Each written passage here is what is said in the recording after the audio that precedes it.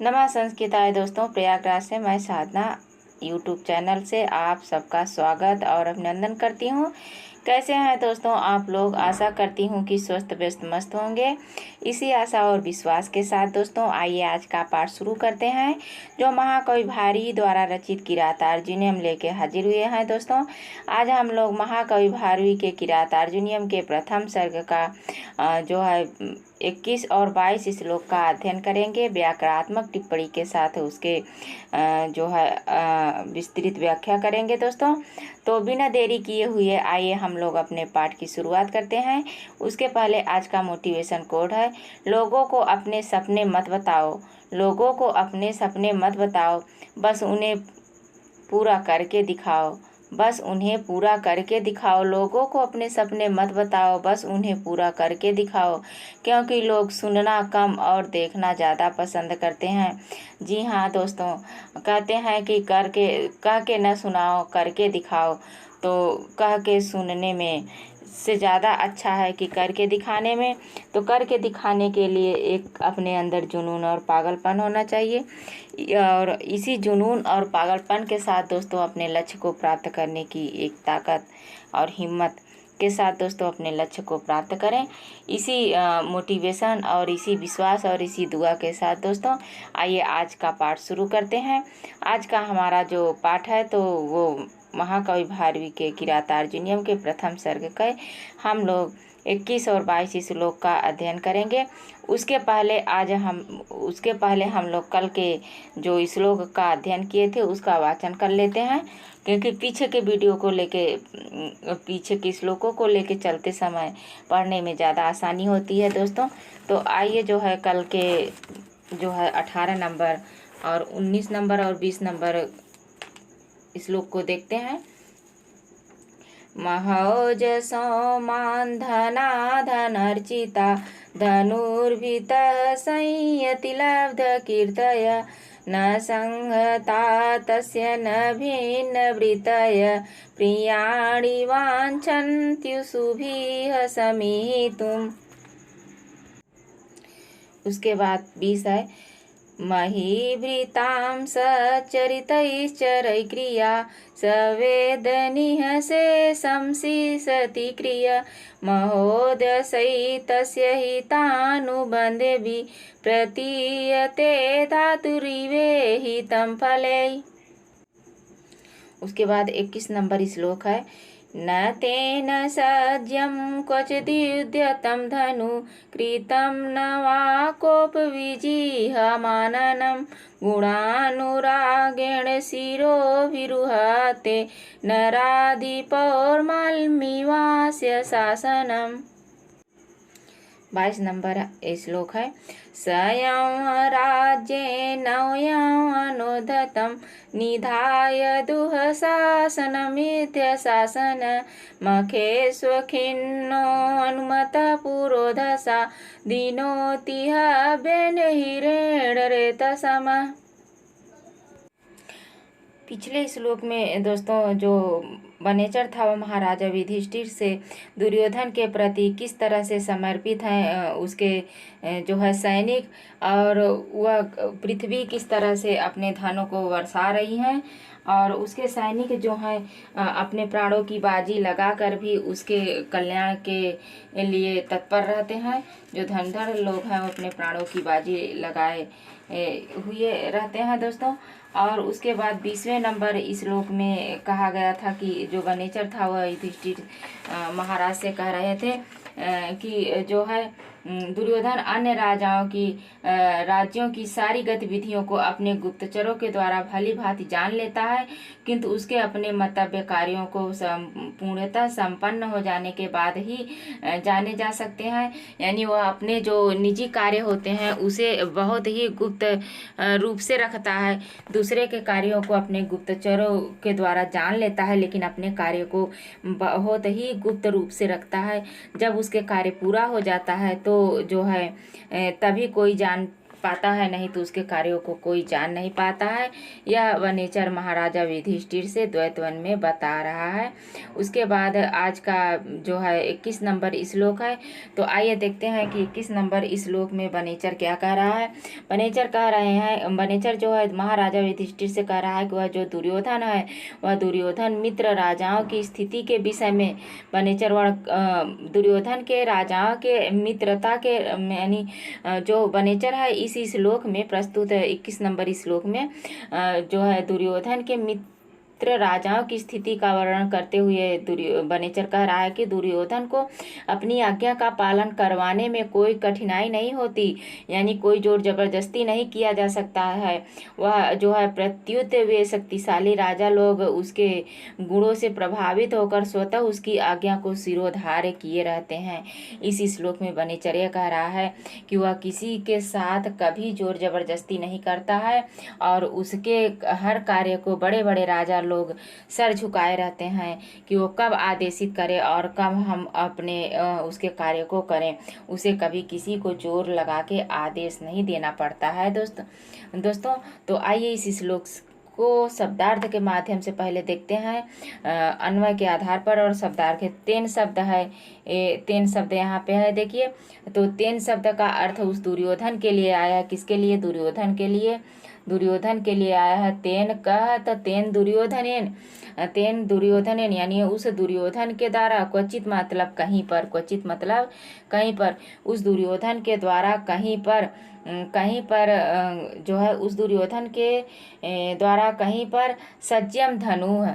सज्जम धनु है, यहाँ पे ये है सज्जम शब्द है। तो सज्जम धनु शब्द का अर्थ होगा प्रत्यंचा डोरी से युक्त धनुष, यानी जो प्रत्यंचा चढ़ाए हुए डोरी धनुष रहती है, यानी डोरी पर ऐसी धनुष जो जिसपे प्रत्यंचा चढ़ी हुई हो।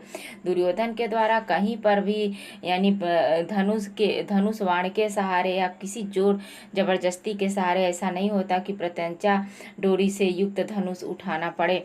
और उसके बाद यहाँ पे अगला है कि न उद्यतम का जो अर्थ होगा कि नहीं उठाया गया।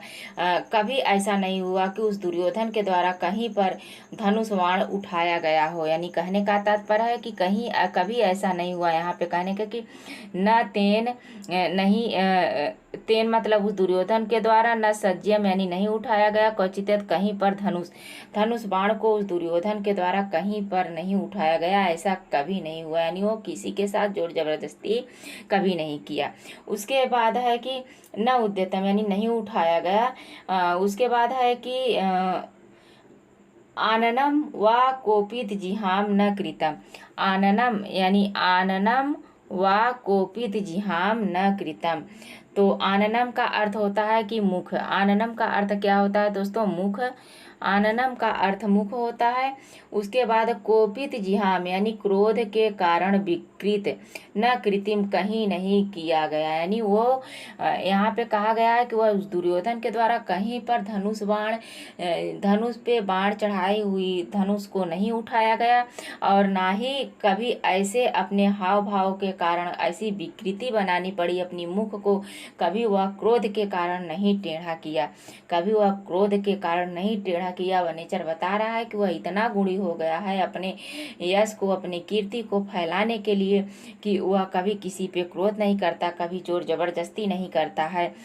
उसके बाद है कि नराधिपै अस्य शासनम, नराधिपै अस्य शासनम, नराधिपैर अस्य शासनम। तो नराधि का है कि कृत्रिम यानी कहीं गुणा।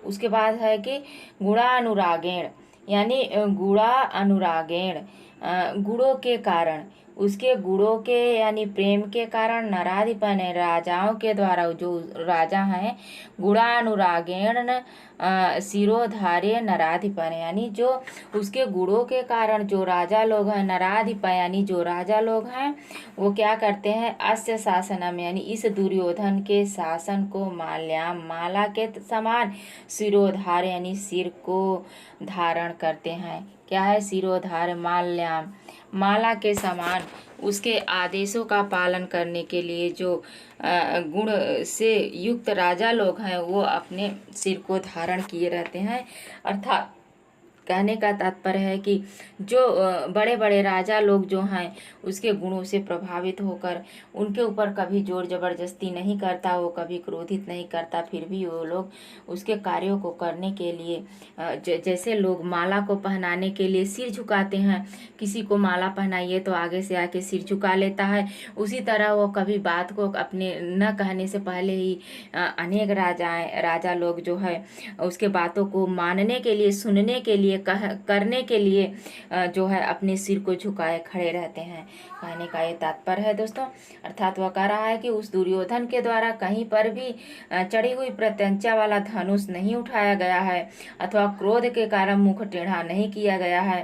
राजाओं के द्वारा उसके दान दक्षिणा आदि गुणों के द्वारा जो वो किया है, जो कृषि के लिए यानी किसानों के लिए जो किया है, और जो अपने गुरु प्रदेश को के प्रजाओं के लिए जो किया है, उसके गुणों के प्रति प्रेम के कारण उसकी आज्ञा को मानने के लिए माला के समान माला जैसे सिर पे धारण करने के लिए सिर झुकाते हैं, उसी तरह राजा लोग जो है सिर झुकाए रहते हैं। यहाँ पे दिया है तेन उस दुर्योधन के द्वारा क्वचित यानी कहीं पर भी सज्जमीन चढ़ाई गई प्रत्यंचा यानी डोरी वाले प्रत्यंचा से युक्त धनु है, धनु को नहीं उठाया गया। क्या है? धनु को नहीं उठा गया। अथवा आननम यानी मुख को क्रोध जिहाम क्रोध के कारण कभी टेढ़ा नहीं किया गया, कभी टेढ़ा नहीं किया गया दोस्तों। नराधिपय यानी राजाओं के द्वारा सामंतों के द्वारा असी उस दुर्योधन के शासन आज्ञा आदेश को गुणानुरागेन दया यानी गुणों के कारण द्रवीभूत होकर, गुणों के कारण अनुरक्त होकर, उसके गुणों से आकृष्ट होकर जो है माला के समान होने के कारण सुगंध मनोहरता आदि के कारण जो है माला एवं माला के तरह सिरों भी यानी अपने सिरों को, अपने मस्तकों को अर्थात उसके सामने झुकाए हुए खड़े रहते हैं दोस्तों। यहाँ कहने का तात्पर्य है कुछ दुर्योधन के द्वारा प्रत्यंचा युक्त चढ़ी धनुष पर डोरी कभी नहीं उठाई गई, ना ही अपने मुख को वह कभी टेढ़ा क्रोधित करके टेढ़ा किया। उसके गुणों के कारण उसके आज्ञा को मानने के लिए राजा लोग उससे माला के पहनने के समान सिर झुकाए खड़े रहते हैं। यहाँ गुणा अनुरागेण में तृतीया है दोस्तों। गुणा अनुरागेण में क्या है? तृतीया है। अच्छा, यहाँ पे है जयायाः सह वर्तते यत तत् सज्यम में बहुब्रीहि समास है। कोपेन विजिहामति कोपेन में तृतीया तत्पुरुष समास है दोस्तों। नारायणम अधिप नराधिपय में षष्ठी तत्पुरुष समास है। गुणेन अनुराग इति गुणा अनुरागे तेन गुणा अनुरागेन में सप्तमी तत्पुरुष समास है। क्या है? सप्तमी तत्पुरुष समास है। और गुणा अनुरागेन हेतव में तृतीया है। उद्यतम उदयम यक्त उहाते शब्द बना है, वह धातु से लट कर्मवाच्य में अन्य पुरुष एक वचन का रूप है दोस्तों। उसके बाद यहाँ पे है कि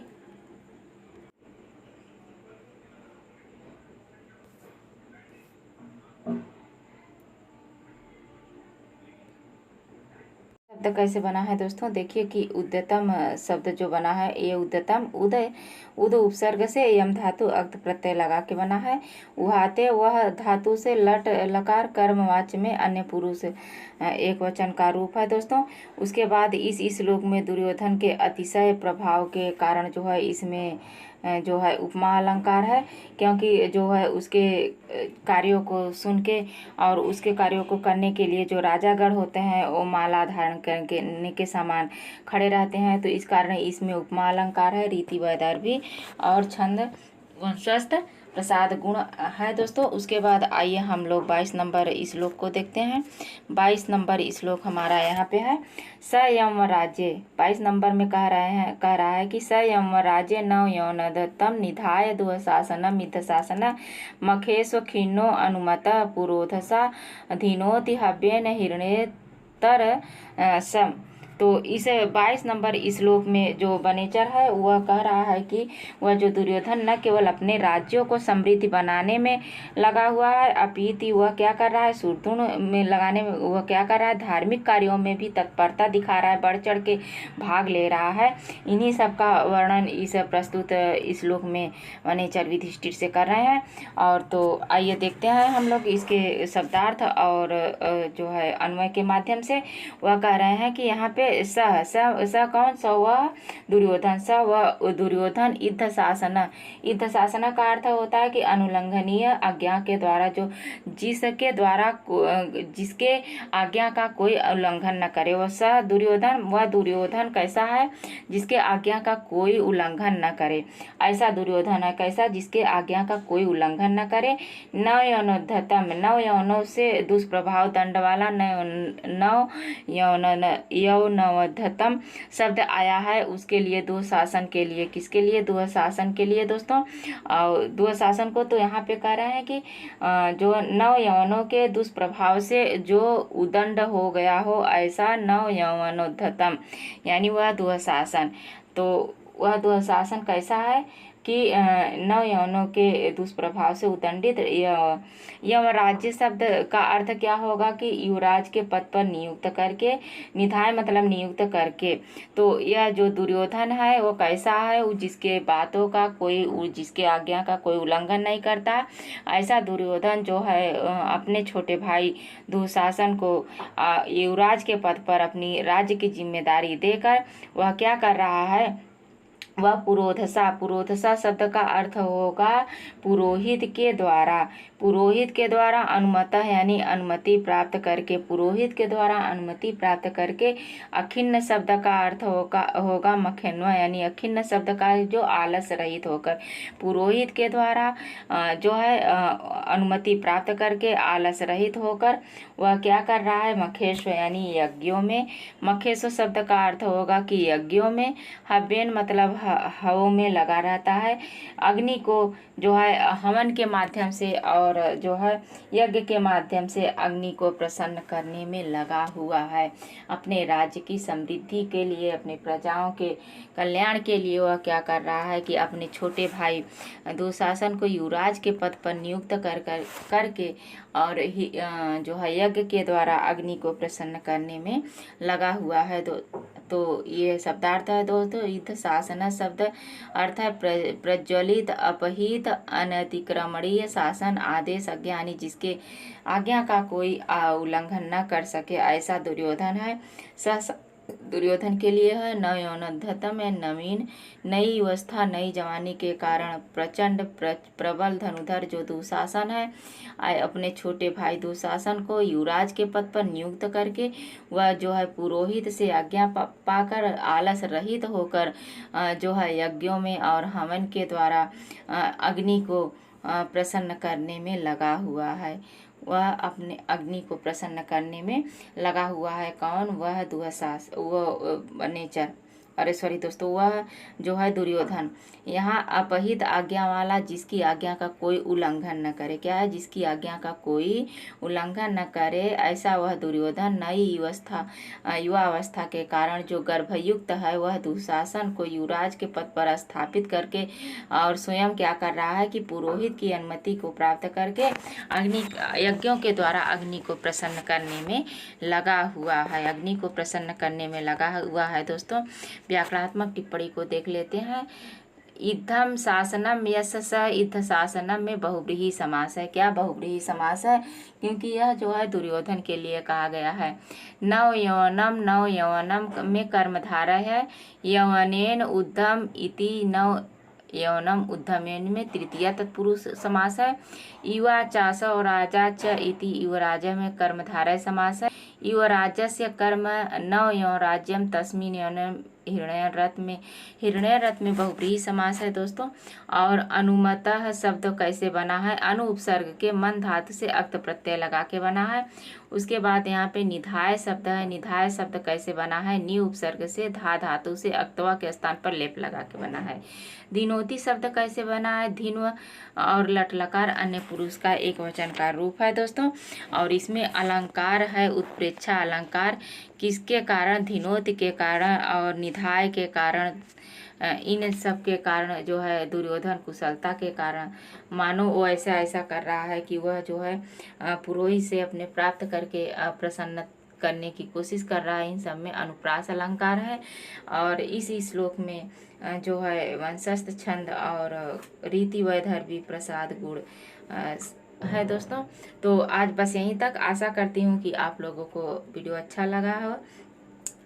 अगर वीडियो अच्छा लगे तो उसे लाइक करिए, अपने दोस्तों तक पहुंचाइए, शेयर करिए दोस्तों। और जो हमारे नए साथी हैं उनसे हमारा रिक्वेस्ट है कि जो अभी तक चैनल को सब्सक्राइब नहीं किए हो तो सब्सक्राइब करिए दोस्तों, हमारा उत्साह बढ़ाइए, हमारा सहयोग करिए। और जो है आप लोगों का सहयोग ही हमारा हौसला है, हमारा उत्साह है। तो इसी वाणी के साथ आज के इस पाठ का यहीं विराम करती हूँ दोस्तों। नमः संस्कृताय दोस्तों, धन्यवाद।